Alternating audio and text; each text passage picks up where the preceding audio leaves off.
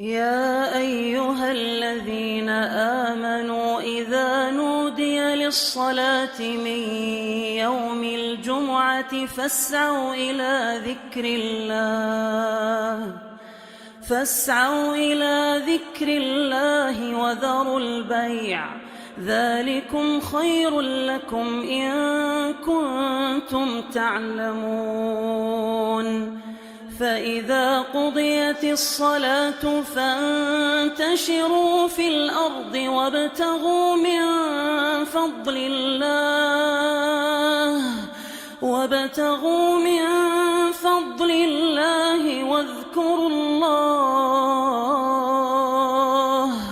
واذكروا الله كثيرا لعلكم تفلحون. إن الحمد لله نحمده ونستعينه ونستغفره ونعوذ بالله من شرور أنفسنا ومن سيئات أعمالنا من يهده الله فلا مضل له ومن يضلله فلا هادي له أشهد أن لا إله إلا الله وحده لا شريك له وأشهد أن محمدًا عبده ورسوله أرسله بالحق بشيرا ونذيرا أما بعد فإن خير الحديث كتاب الله وخير الهدي هدي محمد صلى الله عليه وسلم وشر الأمور محدثاتها وكل محدثة بدعة وكل بدعة ضلالة وكل ضلالة في النار. أعوذ بالله من الشيطان الرجيم.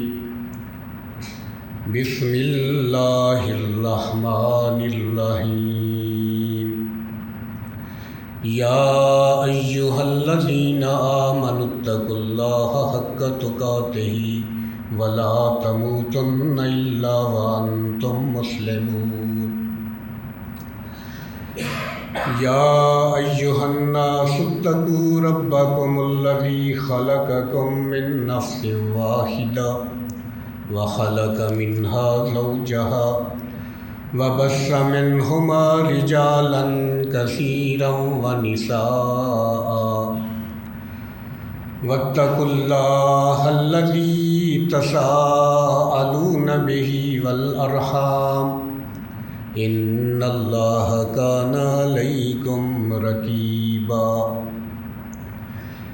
يا أيها الذين آمنوا اتقوا الله وقولوا قولا سديدا يصلح لكم أعمالكم ويغفر لكم ذنوبكم ومن يطع الله ورسوله فقد فاز فوزا عظيما. رب اشرح لي صدري ويسر لي أمري واحلل عقدة من لساني يفقهوا قولي. اللهم انفعنا بما علمتنا وعلمنا ما ينفعنا وزدنا علما. سبحانك لا علم لنا إلا ما علمتنا إنك أنت العليم الحكيم. اللهم صل على محمد النبي الأمي وأزواجه أمهات المؤمنين وذريته وأهل بيته كما صليت على إبراهيم وعلى آل إبراهيم إنك حميد مجيد. قال الله تعالى في كلامه المجيد وَأَنكِحُوا الْأَيَامَ مِنكُمْ وَالصَّالِحِينَ مِنْ عِبَادِكُمْ وَإِمَائِكُمْ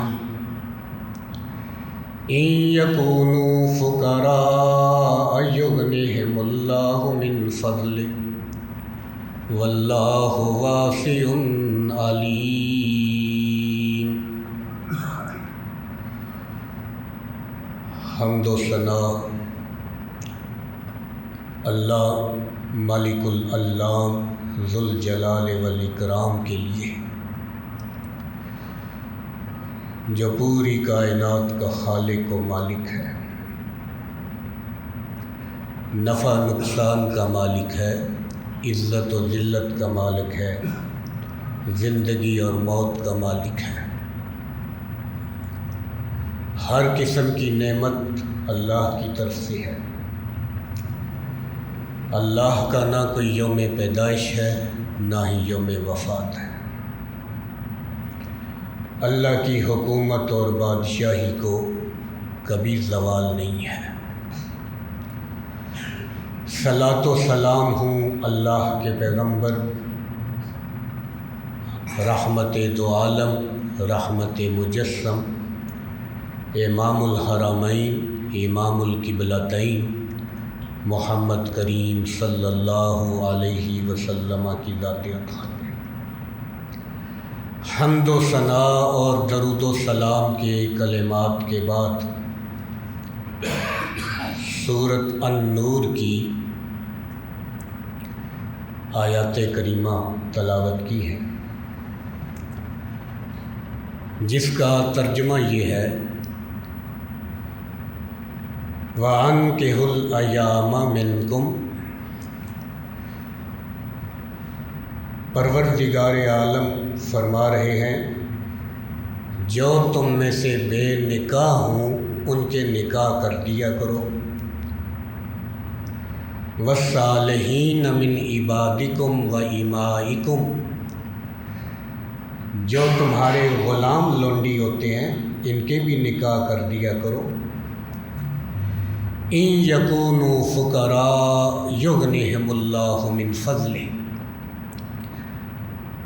اگر تمہیں یہ خطرہ ہے کہ یہ فقیر ہیں، تنگ دست ہیں، محتاج ہیں، تو نکاح کی برکت سے اللہ ان کو غنی کرے گا، ان کا فقر و فاقہ، محتاجی دور کر دے گا. واللہ واسع علیم. اور اللہ تعالیٰ بہت ہی وسعت والا، بہت ہی علم والا ہے.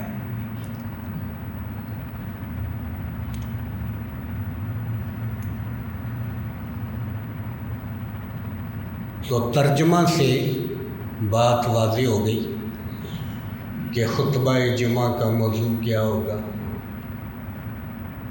نکاح کی فضیلت، اہمیت، احکام، مسائل.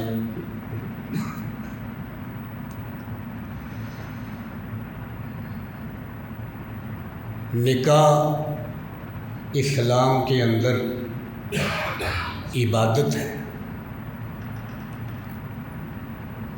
اللہ کے تمام انبیاء مرسلین نے نکاح کیے ہیں اور اللہ کے تمام نیک بندوں نے بھی نکاح کیے ہیں. بلکہ اللہ نے اس کائنات کو نکاح سے جوڑا ہے. اس کائنات کا آغاز بھی اللہ نے نکاح سے کیا ہے اور اختتام بھی اسی پہ ہوگا. آدم علیہ السلام سے حوا کو پیدا کیا، پھر ان کے ساتھ نکاح کیا۔ آدم علیہ السلام کا حوا سے نکاح ہوا۔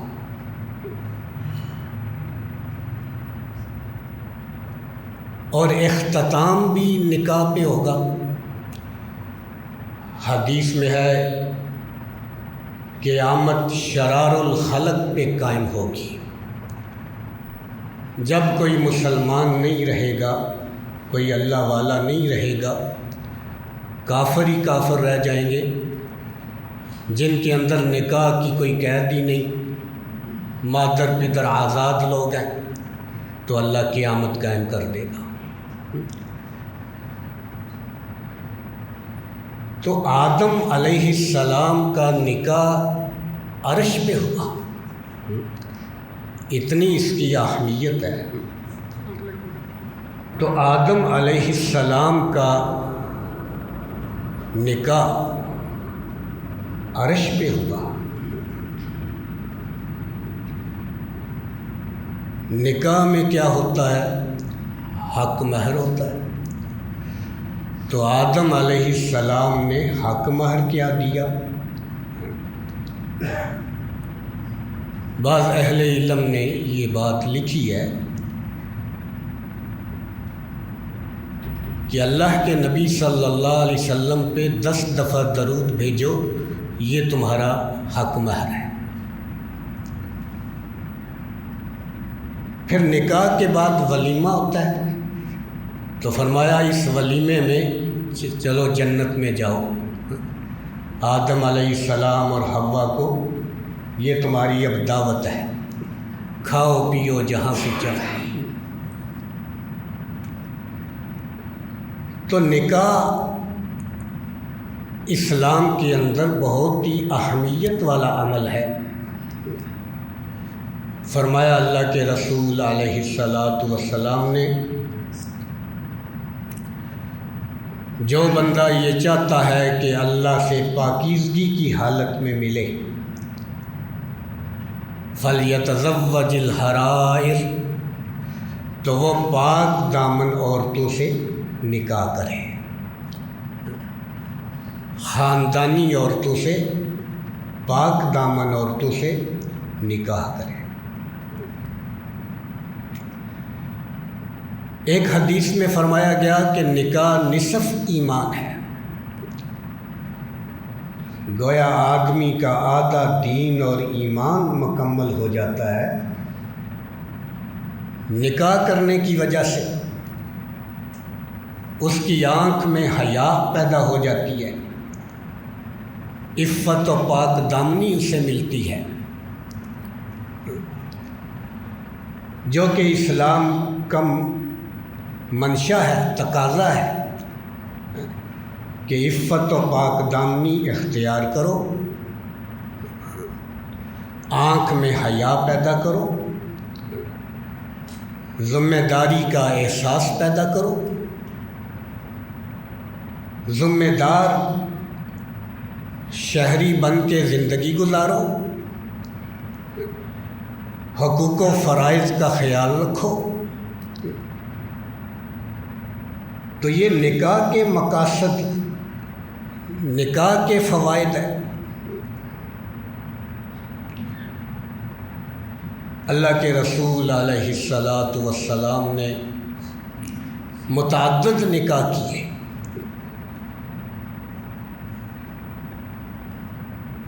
اس کے اندر بہت سی تبلیغی حکمتیں بھی پوشیدہ تھیں کہ آپ نے متعدد نکاح کیوں کیے۔ تو اللہ کے رسول علیہ السلام عبادت گزار بھی تھے بہت زیادہ، لیکن نکاحوں نے، شادیوں نے آپ کی عبادت میں کوئی خلل نہیں ڈالا۔ آپ نے بیویوں کے حقوق بھی ادا کیے،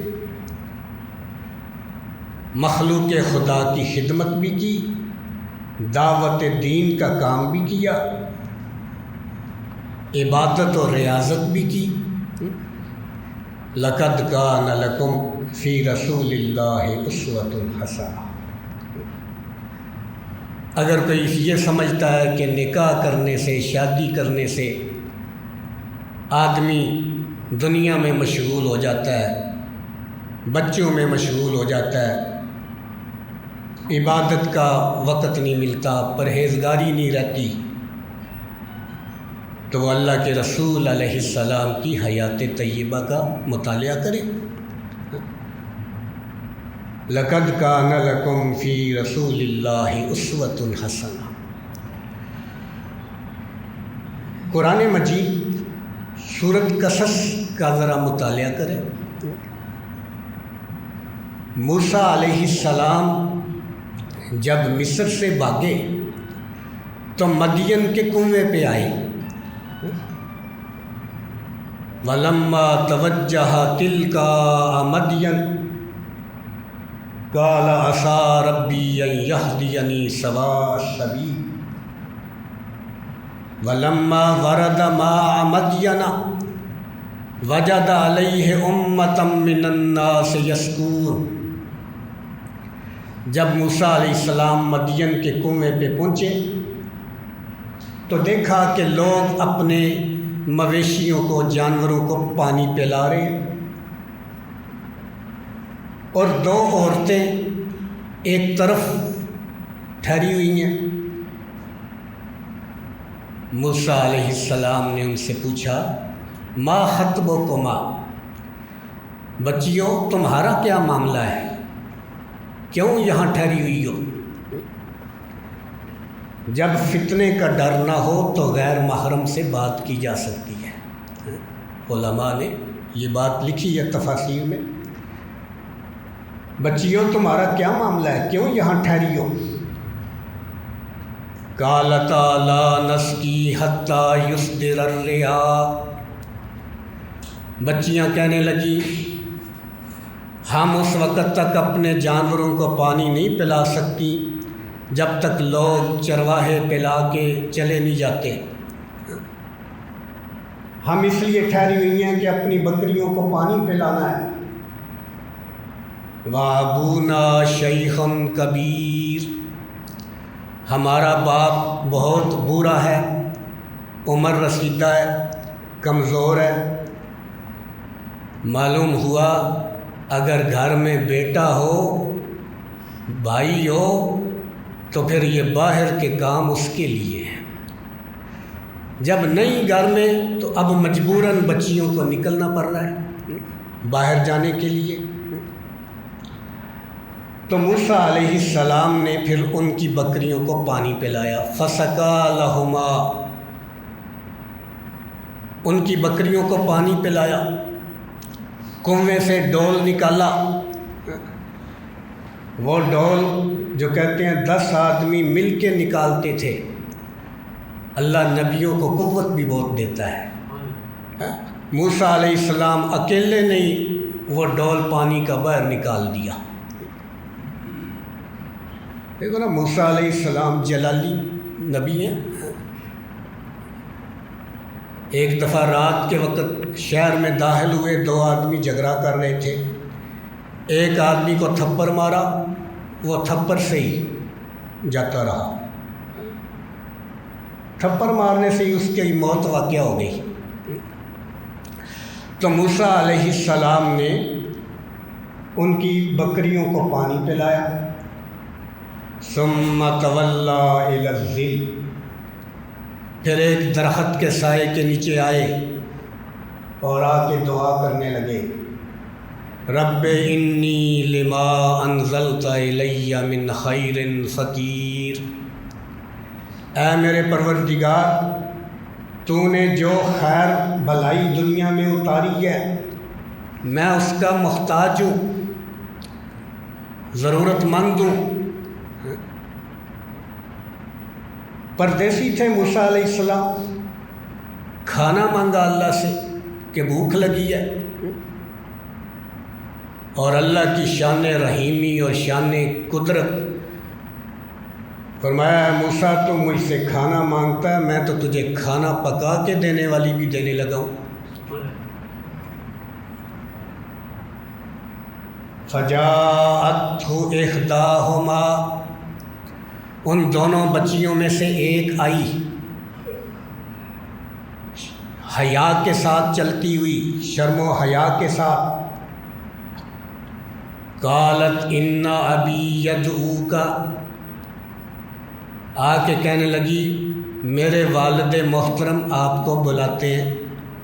شعیب علیہ السلام کی یہ بچیاں تھیں کہ میرے والد بزرگوار آپ کو بلاتے ہیں، آپ نے جو ہماری بکریوں کو پانی پلایا ہے وہ کوئی آپ کی مہمان نوازی کرنا چاہتے ہیں، کوئی آپ کو مزدوری دینا چاہتے ہیں۔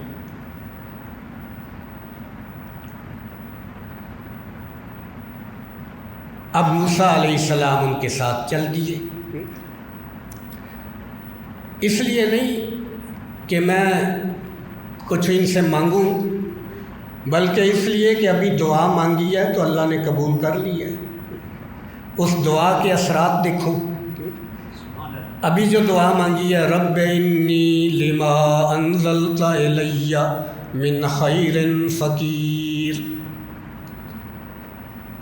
تو موسیٰ علیہ السلام ان کے ساتھ چل دیے۔ شعیب علیہ السلام سے بات چیت ہوئی، کھانا وانا کھایا، تو ایک بچی ان میں سے کہنے لگی قالت احداہما یا ابت استاجرہ، اے ابا جان اس کو ملازم رکھ لو، اس کو نوکر رکھ لو گھر پہ، ان خیر من استاجرت القوی الامین، بہترین ملازم وہ ہوتا ہے جو امانت دار بھی ہو اور طاقتور بھی ہو۔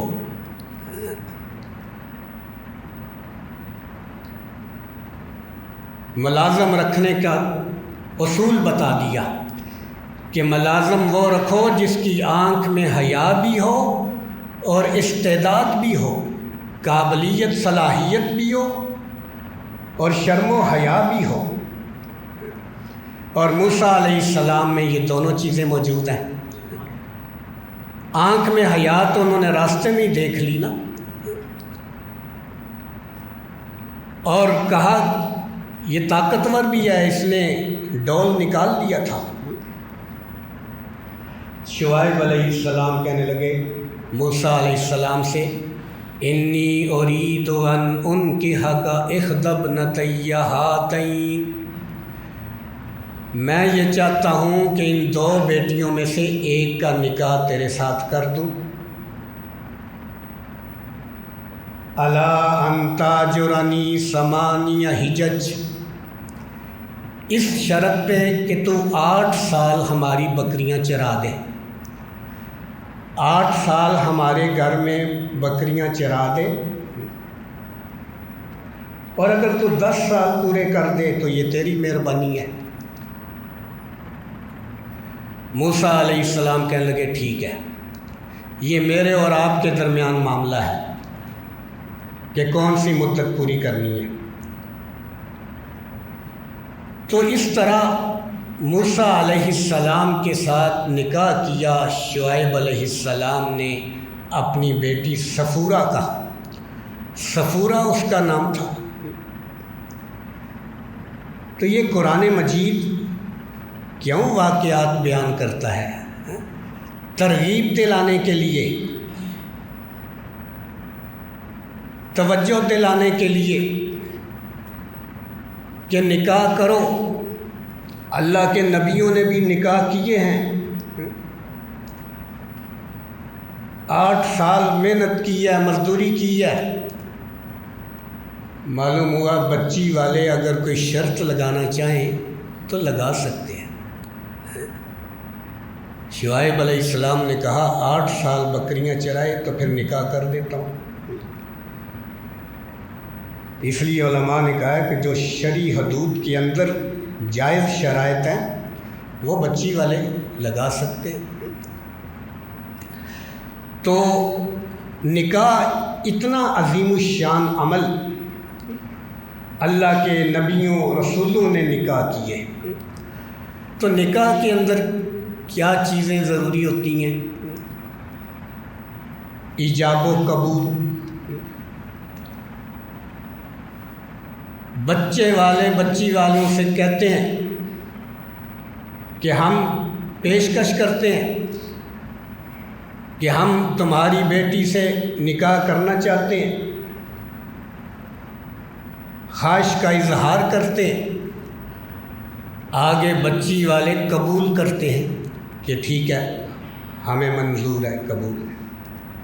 اسے کہا جاتا ہے ایجاب و قبول۔ ایجاب اوجب یوجب ایجاب، جواب لینا، رضامندی معلوم کرنا، اپنی طلب پیش کرنا، اور قبول کہ ہمیں ایکسیپٹ ہے، منظور ہے۔ دوسری چیز نکاح میں کیا ہوتی ہے؟ حق مہر۔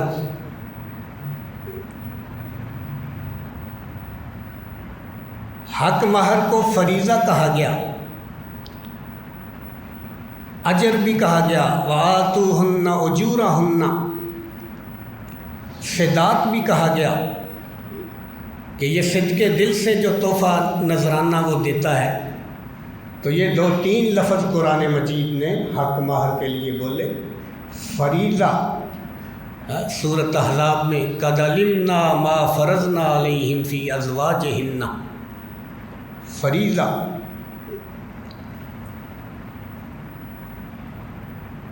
تو حق مہر یہ بچہ دے گا، لڑکا دے گا، لڑکے کے ورثاء دیں گے، اور اس کی اتنی زیادہ اہمیت ہے کہ اگر کوئی آدمی حق مہر نہیں دیتا اور خدا نخواستہ فوت ہو جاتا ہے، اس کی ماں کو حق بعد میں دیا جائے گا وراثت میں، اس کی بیٹیوں کو، اس کے بیٹوں کو جائیداد میں حصہ بعد میں دیا جائے گا، پہلے بیوی کا حصہ نکالا جائے گا، حق مہر نکالا جائے گا۔ بعض لوگ مجلس میں جھوٹی شہرت کے لیے اعلان کر دیتے ہیں کہ لکھو 5 لاکھ 50,000، اور نیت یہ ہوتی ہے کون سا دینا ہے۔ جو مجلس میں بولنا ہے پھر وہ دینا بھی ہے، لازماً دینا ہے۔ بعد میں پھر کہتے ہیں جی ہم نے معاف کرا لیا ہے، معاف کر دیا اس نے۔ ایسے معاف نہیں ہوتا۔ پہلے وہ رقم لا کے اس کے ہاتھ پہ رکھو اور کہو تو اس کی مالک ہے، سرخ و سفید کی مالک ہے۔ اب وہ اگر معاف کرے اپنی مرضی سے تو پھر تو معاف ہوا۔ ویسے ہی کہنا جی ہم نے معاف کرا لیا۔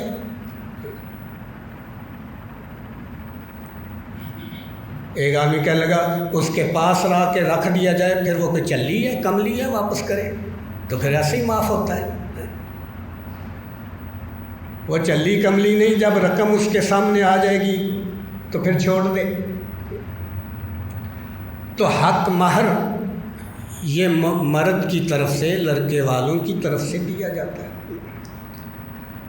وَآتُوا النِّسَاءَ صَدُقَاتِهِنَّ نِحْلَةً، اللہ ارشاد فرماتے ہیں اپنی بیویوں کو خوشی خوشی حق مہر دیا کرو، دل کی رضامندی سے دیا کرو، خوشی خوشی۔ آج لوگ شادیاں دھوم دھام سے کرتے ہیں، لاکھوں کروڑوں روپیہ خرچ کر دیتے ہیں، جب حق مہر کی باری آتی ہے تو پھر مسئلہ پوچھتے ہیں جی شرعی حق مہر کتنا ہے؟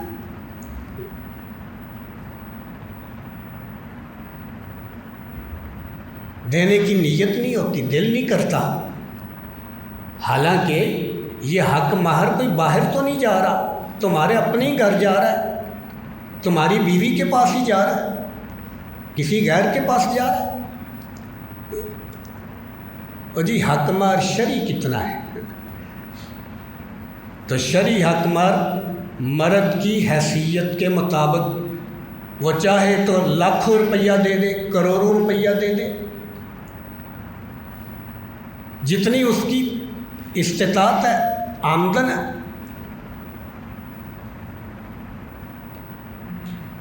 نہ اس کی زیادہ سے زیادہ کوئی مقدار مقرر ہے، نہ کم سے کم، اگرچہ بعض علماء نے کم سے کم مقرر کیا جی 10 درہم، کہ کم سے کم حق مہر 10 درہم ہونا چاہیے۔ تو عہد رسالت کے جو 10 درہم تھے وہ کہتے ہیں آج کل کے حساب سے 5000 روپیہ بنتا ہے۔ لیکن آپ صلی اللہ علیہ وسلم نے بہت زیادہ حق مہر کیے ہیں اپنی بیویوں کو،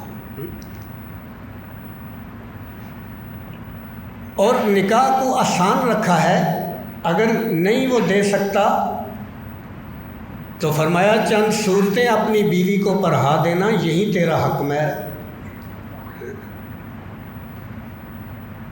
صورتوں کو حق مہر کے طور پہ مقرر کر دیا کہ فلاں فلاں صورت اپنی بیوی کو یاد کرا دینا، یہ تیرا حق مہر ہے۔ اس سے قرآن مجید کی فضیلت، اہمیت بھی واضح ہوتی ہے کہ اپنے گھروں میں قرآن مجید کھولو، قرآن مجید کی تلاوت کیا کرو، صورتیں یاد کیا کرو، ترجمے کے ساتھ سیکھا کرو۔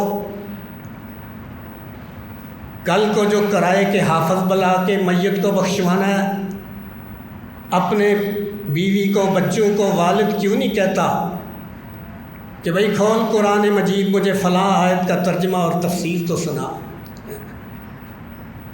یہ باپ تو خوش نصیب ہے جو بیٹوں کو، بیٹیوں کو کہتا ہے اٹھو اٹھو، تہجد کے لیے مصلی پہ کھڑے ہو جاؤ، قرآن سناؤ۔ اب اس کو ضرورت نہیں پھر پیش آئے گی کہ مرنے کے بعد کرائے کے حافظ بلائے، یہ قبر میں چلا جائے، اس کے گھر میں بچے قرآن کی تلاوت کر رہے ہیں، ترجمہ تفسیر سیکھ رہے ہیں، گویا اس کی قبر کے اندر روشنی کا انتظام ہو رہا ہے۔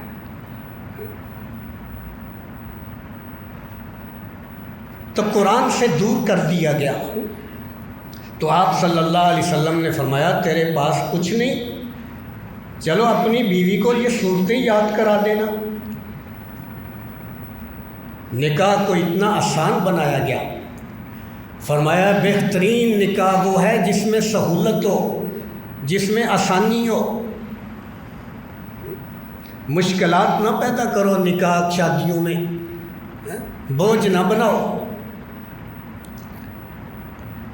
پھر نکاح کے اندر فرمایا 2 عادل گواہ ہوں، 2 امانت دار، دیانتدار آدمی گواہ بنے، کیونکہ نکاح اور زنا میں یہی تو فرق ہے۔ زنا چھپ چھپا کے ہوتا ہے، نکاح اعلانیہ ہوتا ہے۔ 2 عادل گواہ ٹھہرا لو، حق مہر بھی دے دو، عادل گواہ بھی ٹھہرا لو۔ پھر خطبہ مسنونہ، اللہ کے نبی صلی اللہ علیہ وسلم خطبہ پڑھا کرتے تھے نکاح کی تقریب میں، قرآن مجید کی 3 آیات تلاوت کیا کرتے تھے۔ یہ خطبہ حاجہ بھی کہلاتا ہے، خطبۃ الحاجہ، حاجتیں، ضروریات پوری کرنے کا یہ خطبہ ہے۔ یہی خطبہ جمعہ بھی ہے، یہی خطبہ نکاح بھی ہے۔ ان الحمد للہ نحمدہ ونستعینہ ونستغفرہ ونعوذ باللہ من شرور انفسنا۔ تو یہ اللہ کے نبی صلی اللہ علیہ وسلم نکاح کے موقع پہ خطبہ تلاوت کرتے، قرآن مجید کی 3 آیات تلاوت کرتے۔ یاد دہانی، ان آیات میں یاد دہانی تھی کہ تم نے اپنی زندگی کیسے گزارنا ہے، بیویوں کے حقوق کیسے ادا کرنے ہیں۔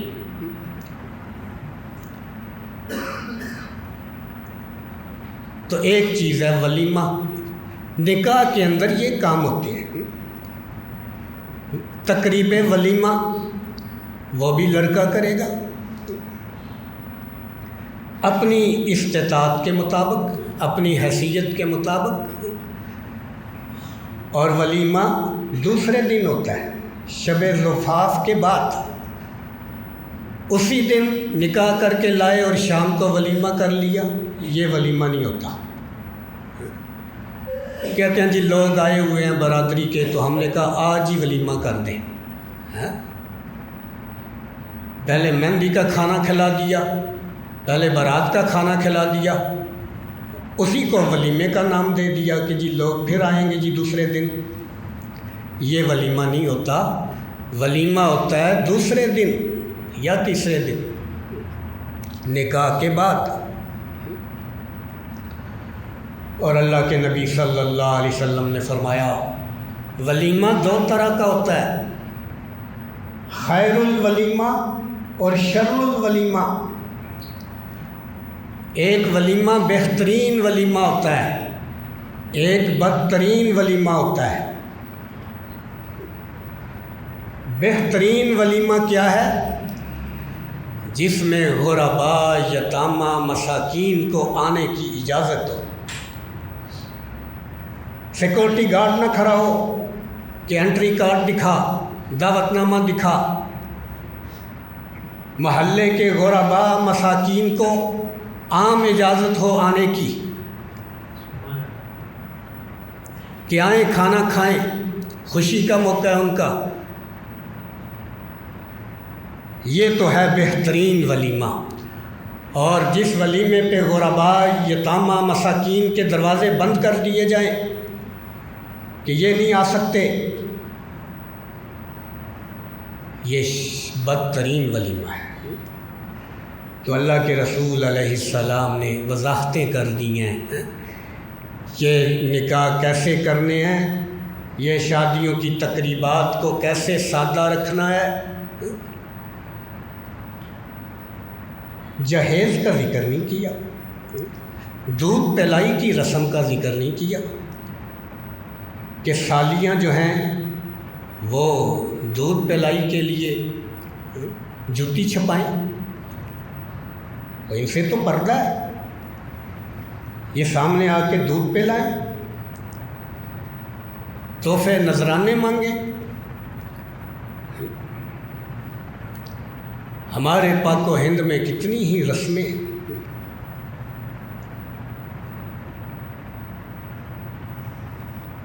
جہیز، کتنی ہی بچیوں کی شادی نہیں ہو پاتی اس وجہ سے کہ وہ جہیز اکٹھا نہیں کر سکتے، جہیز دے نہیں سکتے. اور بعض تو اتنے بے غیرت ہوتے ہیں وہ فہرست دیتے ہیں کہ جہیز میں یہ چیز ہونی چاہیے. مرد کی مردانگی کے خلاف ہے کہ وہ بچی والوں سے جہیز کا مطالبہ کرے. اگر کچن کا سامان بچی لے کے آئی، بیڈ کا سامان سارا، سردی گرمی کے لباس، کپڑے، رضائیاں تلائیاں بچی لے کے آئے، تو اس نے کیا کرنا ہے؟ گھر بنائے مرد، نان و نفقہ دے مرد، ولیمہ کرے مرد، حق مہر دے مرد. شریعت مطہرہ نے بچی والوں پہ تو کوئی بوجھ ہی نہیں ڈالا.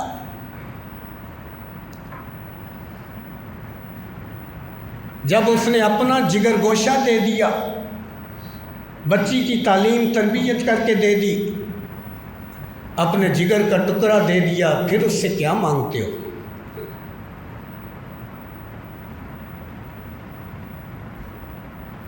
کہتے ہیں نہیں، اللہ کے نبی صلی اللہ علیہ وسلم نے حضرت فاطمہ کو جہیز دیا تھا، لہذا دیا جا سکتا ہے. تو اللہ کے نبی صلی اللہ علیہ وسلم کی ایک ہی بیٹی تھی کہ کوئی اور بھی بیٹیاں تھیں؟ آپ صلی اللہ علیہ وسلم کی 4 بیٹیاں، زینب، رقیہ، ام کلثوم، فاطمہ الزہرا. پہلی 3 بیٹیوں کو جہیز کیوں نہیں دیا، اس کا جواب تم دے دو، اور فاطمہ رضی اللہ عنہا کو جہیز کیوں دیا، اس کا جواب ہم دے دیتے۔ کیا اللہ کا نبی ناانصافی کر سکتا ہے؟ زینب رضی اللہ تعالیٰ عنہا جو آپ کی بڑی بیٹی ہے، فاطمہ کی باجی ہے، اس کا نکاح ہوا تھا ابو العاص بن ربیع۔ وہ مالدار آدمی تھا، بزنس مین تھا، صاحب حیثیت تھا، لہذا اللہ کے نبی نے زینب کو جہیز نہیں دیا۔ دوسری 2 بیٹیاں رقیہ ام کلثوم، حضرت عثمان غنی کے ساتھ نکاح ہوا، حضرت عثمان غنی بھی مالدار تھے، لہذا ان کو بھی جہیز نہیں دیا۔ اس کا ذکر کوئی نہیں آتا سیرت حدیث کی کتابوں میں۔ تو فاطمہ رضی اللہ تعالیٰ عنہ کو کیوں دیا؟ حضرت علی رضی اللہ تعالیٰ عنہ کی مالی حیثیت کمزور تھی، نادار تھے، تو آپ نے تعاون کے طور پہ، ہمدردی کے طور پہ کچھ ضرورت کی چیزیں دے دی ساتھ۔ تو آج بھی حیثیت بات یہی ہو گئے کہ اگر کوئی ایسا آدمی ہے جو کمائی نہیں کر سکتا، نادار ہے، کلاش ہے، تو پھر آدمی دے دے اپنی بیٹی کو کچھ چیزیں۔ یہ نہ ہو کہ سسرال والے تانے دے دے کہ مار دے ساری زندگی، تو لائی کیا ہے؟ اگر حالات ایسے ہوں، خطرہ ہو کہ تانوں کی برسات ہی ہوگی، بچھار ہی ہوتی رہے گی، پھر ہر باپ، ہر بھائی کوشش کرتا ہے اپنی بہن کو، اپنی بیٹی کو کچھ نہ کچھ دے کے رخصت کر دو۔ تو نکاح کا جو صحیح طریقہ اور منہج ہے اس کو اختیار کرنا چاہیے۔ فرمایا اللہ کے رسول علیہ السلام نے، لوگ 4 وجہ سے نکاح کرتے ہیں: مال و دولت دیکھ کے، یہودی ذہن، حسن و جمال دیکھ کے، نصارہ کا ذہن، عیسائیوں کا ذہن، حسن و جمال دیکھ کے، اور دین اور اخلاق دیکھ کر۔ آپ نے فرمایا تم اس 4تھی بات کو ترجیح دیا کرو، اس کا دین، ایمان، اخلاق دیکھا کرو۔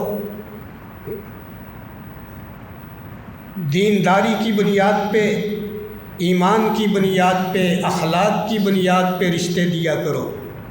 اگر تم ایسا نہیں کرو گے تو زمین فساد سے بھر جائے گی۔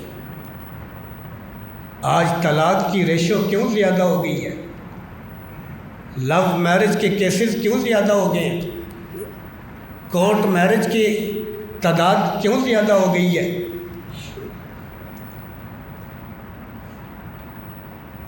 نوجوانوں کے لیے بھی یہ سبق ہے خطبہ جمعہ کا کہ تم اس طریقے سے نکاح کرو، شادیاں کرو جس طرح اللہ اور اس کے رسول کا حکم ہے۔ اپنے والدین کو شامل کرو، بہن بھائیوں کو شامل کرو۔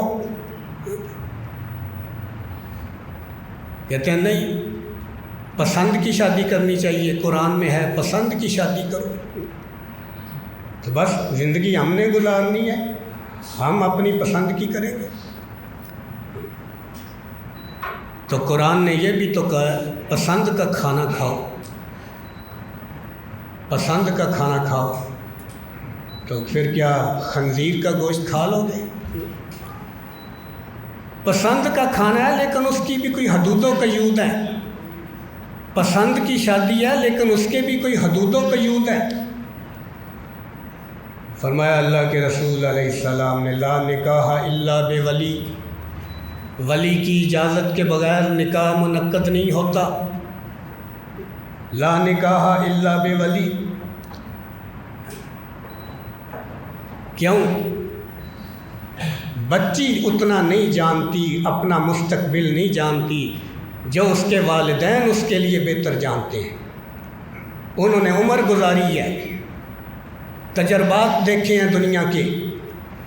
جو اس کا باپ جہاں رشتہ کرے گا، ماں کرے گی، بھائی کرے گا، چچا تایا کرے گا، وہ بہترین جگہ کریں گے۔ یہ جذباتی ہے، یہ فیصلہ صحیح نہیں کر پائے گی، اس لیے فرمایا لا نکاح الا بولی۔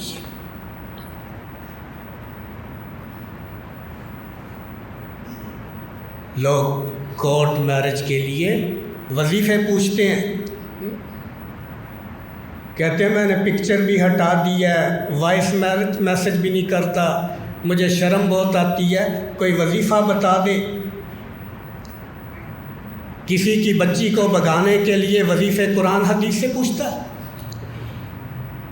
کل کو تیری بچی کو بھگائے گا کوئی، تجھے پسند آئے گا؟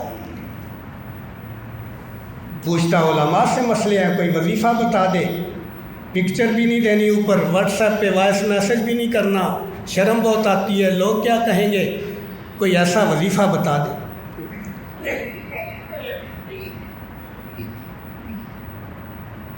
تو نکاح شادی کی تقریبات کو سادہ رکھا جائے، کتاب و سنت کے مطابق رکھا جائے، یہ اللہ اور اس کے رسول صلی اللہ علیہ وسلم کا حکم ہے۔ اور فرمایا اللہ کے نبی نے 3 کاموں میں دیر نہ کیا کرو، جب نماز کا وقت ہو جائے تو ادا کرو۔ معلوم ہوا اول وقت نماز ادا کرنی چاہیے۔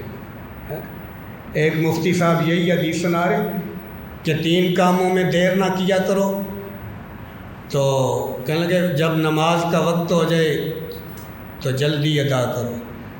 ساتھ کہنے لگے اس کا یہ مطلب نہیں اول وقت ادا کرے، مطلب ہے قضا نہ کرو، نماز قضا نہ ہو جائے۔ یہ تعویل اپنی طرف سے نکال لی۔ بہت سی احادیث میں ہے اول وقت نماز کی فضیلت ہے، سوائے عشاء کی نماز کے۔ تو دوسرا کام، جب کوئی فوت ہو جائے تو اس کا جلدی نماز جنازہ ادا کرو، اس کو دفن کر دو۔ اور تیسرا کام، جب بچی بالغ ہو جائے تو اس کا نکاح کر دو۔ عمر کی کوئی حد نہیں نکاح میں، ہاں جب بالغ ہو جائے بچہ بچی تو اس کا نکاح کر دو۔ تو نکاح کی فضیلت، اہمیت، اللہ رب العالمین نے آدم علیہ السلام کا نکاح آسمانوں پہ کیا، اور اس کائنات کو اللہ نے نکاح سے جوڑ دیا۔ جب نکاح والے نہیں رہیں گے، مومن نہیں رہیں گے، تو قیامت شرار الخلق پہ قائم ہوگی، کافروں پہ، جن کے اندر نکاح کی کوئی قید نہیں، جو مادر پدر آزاد زندگی گزارنا چاہتے ہیں، شرار الخلق کے اوپر قیامت قائم ہو جائے گی۔ اللہ رب العالمین ہمیں کتاب و سنت سمجھنے والا اور اس کے مطابق اپنی زندگیاں بنانے والا کر دے۔ علماء کا کام دین بتانا ہوتا ہے، دین بنانا نہیں ہوتا۔ مفتیوں کو خوف خدا کرنا چاہیے، دین بنائیں نہیں، دین بتائیں۔ دین اللہ نے اپنے رسول کو بتایا ہے، دین اللہ کی وحی کا نام ہے، اور وحی کتاب و سنت کا نام ہے۔ قرآن بھی وحی ہے، حدیث بھی وحی ہے۔ علماء کا کام، مفتیوں کا کام لوگوں کو دین بتانا ہے، دین بنانا نہیں۔ دین سازی کی فیکٹریاں نہ لگائیں، اپنی طرف سے مسئلے نہ بنائیں۔ خود ساختہ دین اللہ کے ہاں قبول نہیں ہے۔ اللہ رب العالمین نے قرآن مجید میں فرمایا الیوم اکملت لکم دینکم واتممت علیکم نعمتی ورضیت لکم الاسلام دینا، کہ میں نے تمہارا دین مکمل کر دیا، اپنی نعمت پوری کر دی، اور اسلام کے دین ہونے پہ میں راضی ہو گیا، خوش ہو گیا۔ تو دین سازی کا کام نہ کریں، دین بتائیں، دعوت دیں دین کی، دین پہنچائیں۔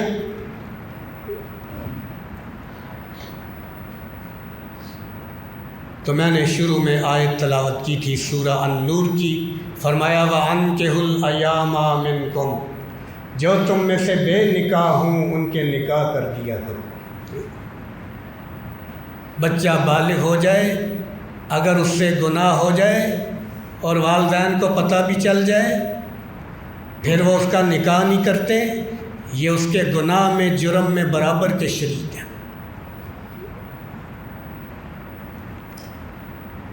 کوئی بچیوں کے جہیز دینے کے لیے چندے مانگتا ہے مسجدوں میں آ کے، بھائی جہیز کے لیے تو کیوں چندے مانگتا ہے جب اسلام نے کوئی بوجھ ہی نہیں ڈالا بچی والوں پہ، تو شریعت کے مطابق نکاح کرو۔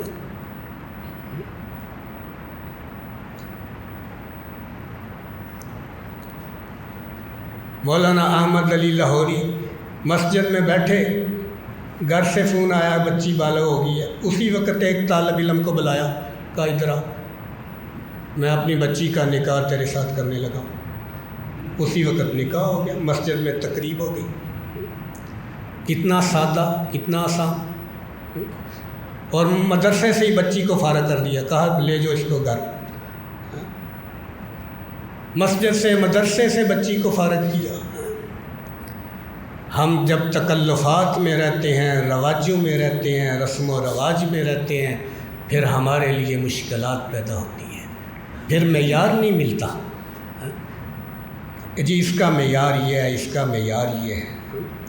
کہیں برادری کا معیار نہیں ملتا، کہیں تعلیم کا معیار نہیں ملتا، کہیں مال و دولت کا معیار نہیں ملتا، تکلفات ہی تکلفات بنائے، زنا فحاشی کو سستا کر دیا ہے، عام کر دیا ہے، نکاح کو مشکل کر دیا ہے۔ وَأَنكِحُوا الْأَيَامَ مِنكُمْ وَالصَّالِحِينَ مِنْ عِبَادِكُمْ وَإِمَائِكُمْ،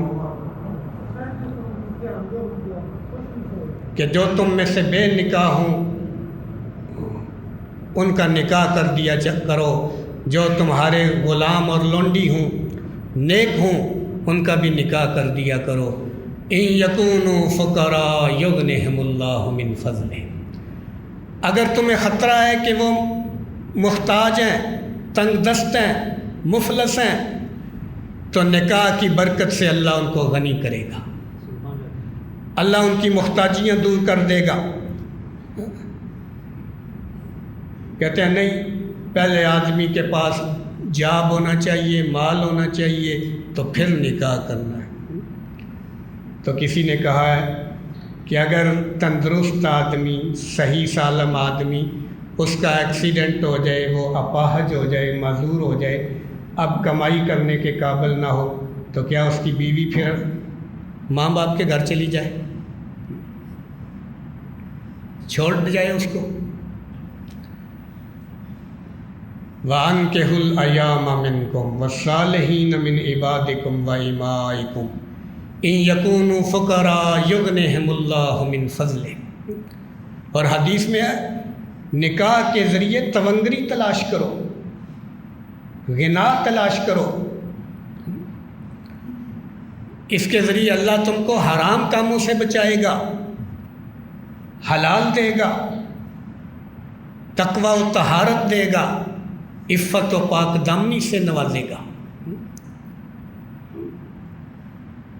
تو فرمایا گھروں کو آباد کرو، اور حلالی بچوں کی پیدائش ہو تو وہ معاشرے کے لیے باعث رحمت ہوتے ہیں۔ جس معاشرے میں حرامی بچوں کی پیدائش شروع ہو جائے، وہ معاشرے جو ہیں وہ بے چینی والی زندگی پھر گزارتے ہیں، خوف و ہراس پھیل جاتا ہے، وبائیں پھیل جاتی ہیں۔ جب زناکاری عام ہو، بے حیائی فحاشی عام ہو، سود خوری ہو، رشوت ستانی ہو، تو پھر وہ معاشرے جو ہیں فقر و فاقہ، محتاجی، بے چینی، مصائب اور مشکلات کی زندگی گزارتے ہیں۔ سادہ زندگی بسر کرو، گھروں کے ماحول کو سادہ رکھو، سادہ طریقے، سادہ بود و باش، سادہ لباس، سادہ کھانا، سادہ گفتگو۔ جب تک تم سادگی میں رہو گے کامیاب رہو گے۔ دین سادگی کا نام ہے۔ فرمایا اللہ نے اپنے رسول علیہ السلام کی زبان سے اعلان فرمایا وما انا من المتکلفین، میں تکلفات کرنے والا نہیں ہوں، تکلفات کرنے والا نہیں ہوں۔ تو اللہ کے رسول علیہ السلام کا اسوہ حسنہ، آپ کی سیرت طیبہ، حیات طیبہ، یہ ساری دنیا کے مسلمانوں کے لیے نمونہ ہے۔ آپ کی تعلیمات کے مطابق زندگی گزارو گے تو کل کو شفاعت کبریٰ بھی ملے گی، حوض کوثر سے پانی بھی ملے گا۔ اور اگر آپ کی نافرمانیاں کرو گے، آپ کی سنت کی خلاف ورزی کرو گے، گناہوں میں لتھڑے رہو گے، تو پھر دنیا کے اندر بھی بے چینی ہے۔ آج تم دیکھ نہیں رہے، یہودی فلسطینیوں کا مار رہا ہے، قتل عام کر رہا ہے، اور ہم گناہ چھوڑنے کے لیے بھی تیار نہیں، ان کی مدد کرنا تو درکنار، ہم اسی طرح عیش و عشرت میں اپنے گھر میں ایئر کنڈیشن میں ون سونے کھانوں میں ہم گناہ بھی چھوڑنے کے لیے تیار نہیں، ان کے لیے دعا بھی نہیں کرتے۔ عملی مدد تو درکنار، فلسطین مظلوم بچوں اور عورتوں کے لیے دعا بھی نہیں کرتے۔ تو جب معاشرے کے اندر انارکیاں پھیلتی ہیں تو پھر بزدلیاں آ جاتی ہیں، پھر غیرتیں ختم ہو جاتی ہیں، حمیتیں ختم ہو جاتی ہیں۔ اللہ کے رسول علیہ السلام نے تو فرمایا مومن جسد واحد کی طرح ہے، اگر جسم کے ایک حصے میں دکھ ہو، تکلیف ہو، تو سارا جسم وہ دکھ وہ تکلیف محسوس کرتا ہے۔ لیکن آج ہر بندہ اپنے ذاتی اغراض و مقاصد کا حریص ہو گیا، ذاتی فائدوں کا حریص ہو گیا، تنگ نظری پیدا ہو گئی، تنگ دلی پیدا ہو گئی، بخل پیدا ہو گیا، شخ پیدا ہو گیا، موت سے نفرت، دنیا کی محبت پیدا ہو گئی۔ یہ دنیا آزمائش کی جائے، سورت کہف تلاوت کیا کریں، جمعہ والے دن خاص طور پہ پہلی 10 آیات، کہ یہ دنیا کی زینتیں، یہ دنیا کی رونقیں، یہ آزمائش کے لیے ہیں۔ اِنَّا جَعَلْنَا عَلَى الْأَرْضِ زِينَةً لَهَا لِنَبْلُوَهُمْ أَيُّهُمْ أَحْسَنُ عَمَلًا۔ یہ دنیا کی آرائشیں، رونقیں آزمائش ہے۔ پہلے زمانوں میں مسجدیں سادہ تھیں، لوگوں میں بھی سادگی تھی۔ جب مسجدوں میں بہت زیادہ آرائش و زیبائش ہو گئی، لوگوں میں آپس میں حسد اور بغض پیدا ہو گئے۔ یہ دنیا کی آرائشیں، زیبائشیں، اس میں آزمائش ہے۔ اللہ رب العالمین ہم کو دنیا کی حقیقت سمجھنے کی توفیق عطا فرمائے، اور ہم سب کا خاتمہ ایمان پہ فرمائے۔ وآخر دعوانا